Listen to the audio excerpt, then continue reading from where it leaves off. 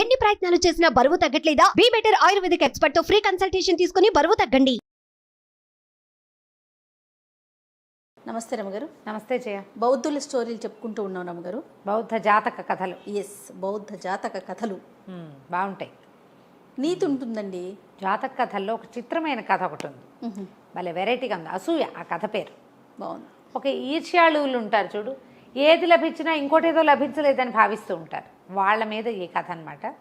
ఇది బ్రహ్మదత్తుడు కాశీరాజ్యానికి రాజుగా ఉన్న కాలంలో రాజకుటుంబానికి అనుబంధంగా ఉండే కుటుంబాల్లో ఒక ఫ్యామిలీ ఉండేది. చాలా కాలం వాళ్ళకి పిల్లలు లేరు.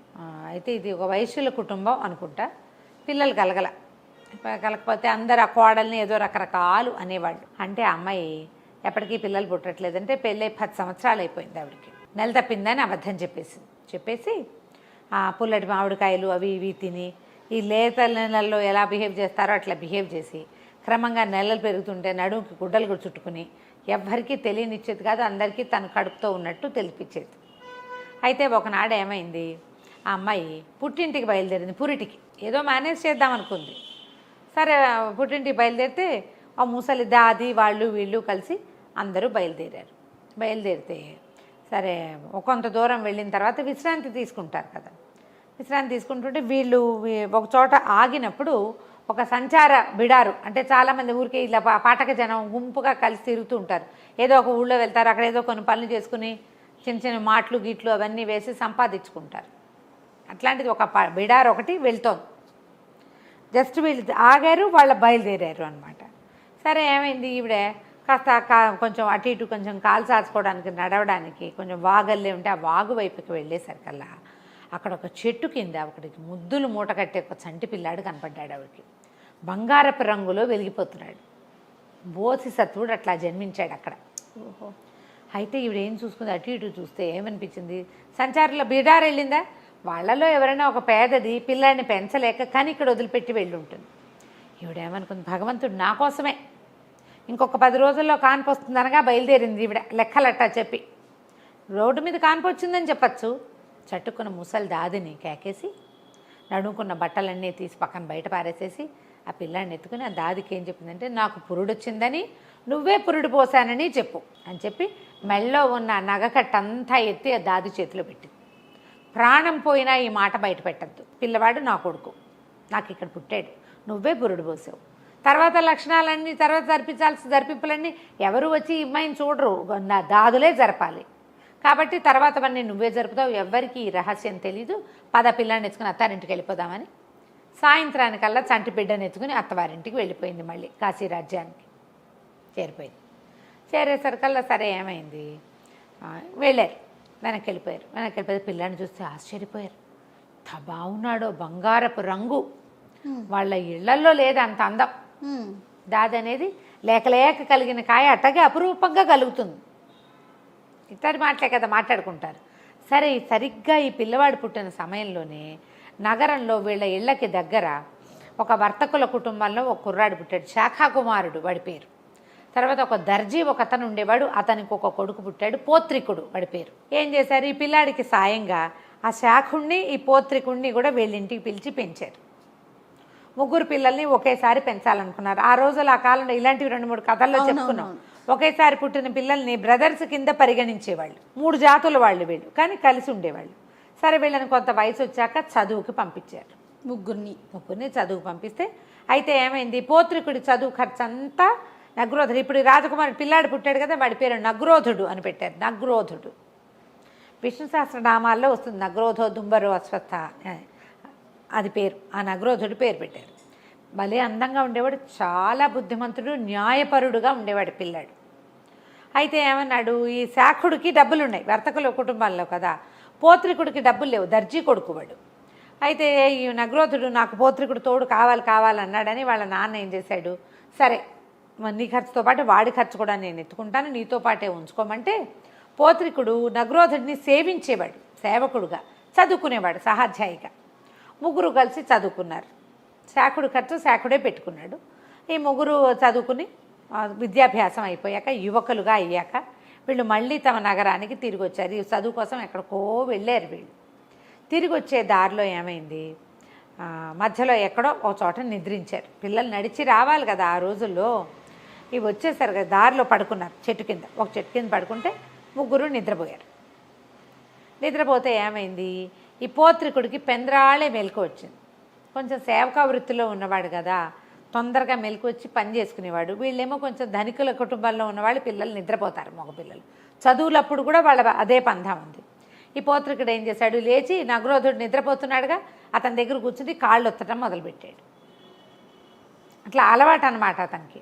ఒత్తుతుంటే ఏమైంది, పైన 2 కోళ్ళు, అడవి కోళ్ళు చెట్టు మీద కూర్చుని ఉన్నాయి. ఓ చెట్టు పై కొమ్మ మీద ఉన్న కోడి కింద కొమ్మ మీద ఉన్న కోడి మీద రెట్టేసింది. రెట్టేసరికల్లా కింద కోడంది, ఏంటే నీకు అంత కొవ్వు, నా మీద రెట్టేస్తావా, నేను ఎంత గొప్పదానో తెలుసా, నన్ను తిన్నవాడికి 1000 వరహాలు దొరుకుతాయి అని చెప్పింది కింద కోడి. పై కోడంది, 1000 వరహాలేమిటి, నన్ను తిన్నవాడికి, నా కొవ్వు తిన్నవాడికి వాడు రాజవుతాడు, గుండె తిన్నవాడు సైన్యాధిపతి అవుతాడు, ఎముకల మీద ఉన్న మాంసం తిన్నవాడు కోశాధికారి అవుతాడు. నేను అంత గొప్పదాన్ని, నువ్వు నాకంటే తక్కువే, నేను తిన్నవాడికి 1000 వరహాలే వస్తాయి, నన్ను తిన్నవాడికి ఇవన్నీ వస్తాయి, ఒక్కొక్కడికి ఒక్కొక్క ఫలితం అనగానే పోత్రికుడు ఆలోచించి ఏం చేశాడు, నిశ్శబ్దంగా తెల్లవారే అప్పుడే పిట్టలు బయటికి వెళ్ళే సమయం ఉత్తరీయం వచ్చేసి ఆ పైనున్న కోడిని పట్టేశాడు. వీళ్ళు లేచేసరికి ఆ కోడిని వండేసి కొవ్వంతా తీసి నగ్రోధుడికి పెట్టాడు. అక్కడి నుంచి గుండెకాయని కాల్చి వీడికిచ్చాడు, శాఖుడికి ఇచ్చాడు. తర్వాత ఆ ఎముకల మీద ఉన్న మాంసాన్ని తను తిన్నాడు. తిని ఏం చెప్పాడంటే, నువ్వు రాజు అవుతావు, నువ్వు సైన్యాధిపతి అవుతావు, నేను కోశాధికారి అవుతానన్నాడు. నవ్వుకున్నారు ముగ్గురు. మళ్ళీ నడక ప్రారంభించి కాశీనగరపు పొలిమేరల్లో ఒక ఉద్యానవనం, ఒక అడవి లాంటిది ఉంది. రాజుగారు తయారు చేసిన ఉద్యానవనమే. ఆ వనంలో ఉన్న బల్లల మీద పడుకున్నారు. అప్పటికి 1 వారం రోజుల క్రితం కాశీనగర రాజు మరణించాడు. ఆయనకి నిస్సంతు, పిల్లలు లేరు, ఆయన పాపం సంతానం లేదు.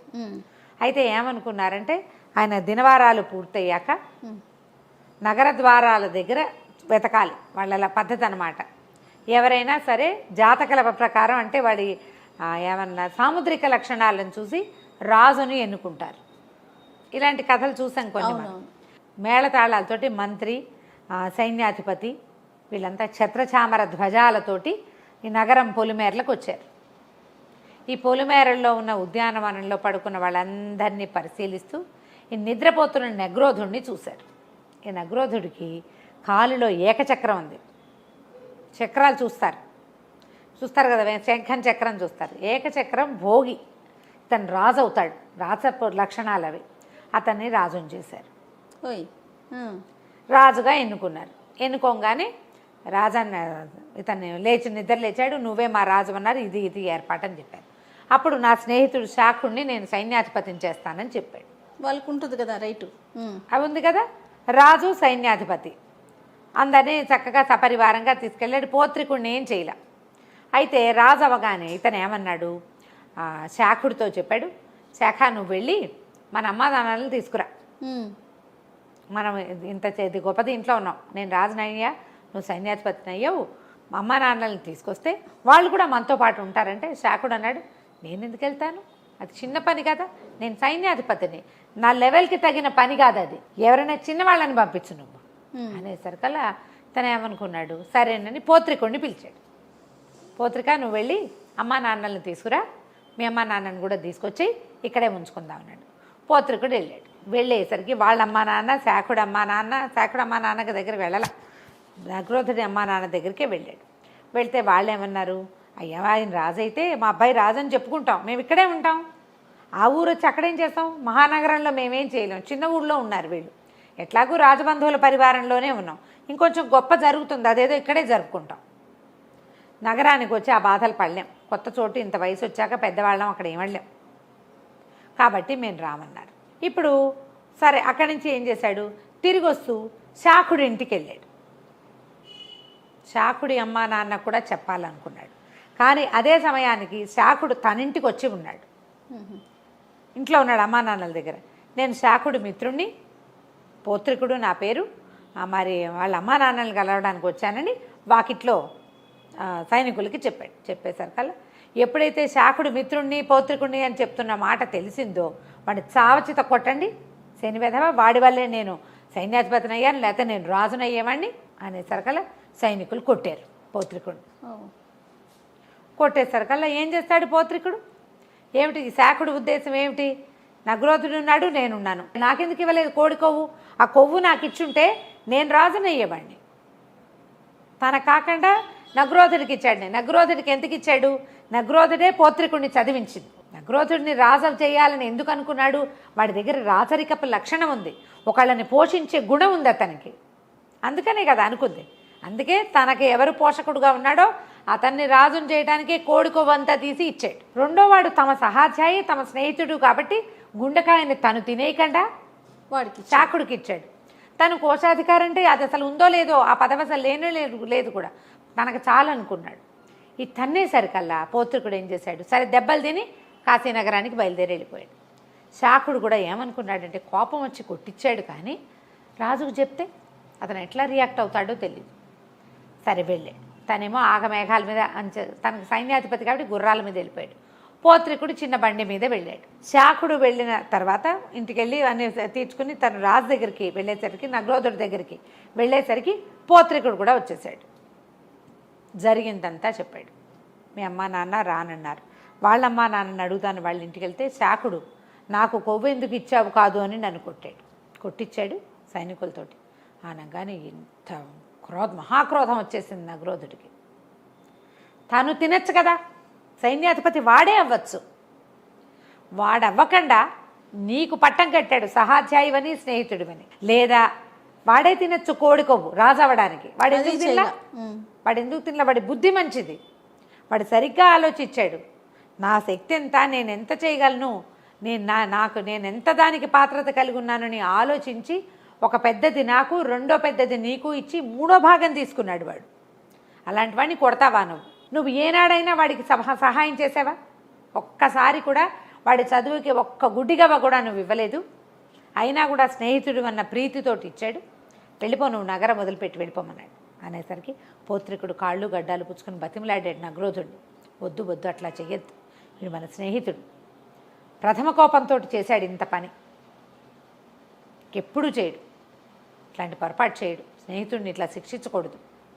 పైగా నువ్వు రాజువయ్యి మొదటి నువ్వు తీసుకున్న నిర్ణయం ఏమిటి?